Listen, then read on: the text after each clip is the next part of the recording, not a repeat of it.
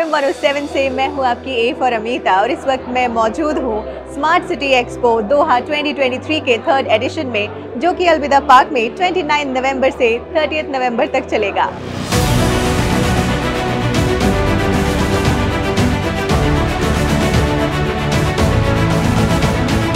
Smart city expo 2023 के speakers और experts middle east, the United states of America, the United kingdom, Europe, Scandinavia, Turkey and the far east से आए हैं, जो कि future की इस बात पर गौर फरमाएंगे कि कैसे एनर्जी, एनवायरनमेंट एंड टेक्नोलॉजी, जिसमें आर्टिफिशियल इंटेलिजेंस भी शामिल है, मिलकर सिटीज या सोसाइटीज के डेवलपमेंट में मदद कर सकते हैं। कई तरह की चर्चाएं होंगी, जिनमें से इन 4 थीम्स पर फोकस होगा: green urban environments, digital governance, cognitive cities and liveable places पर। स्मार्ट सिटी एक्सपो 2023 कतर में एक अहम पल या मोमेंट है हमारे डिजिटल एवोल्यूशन के लिए।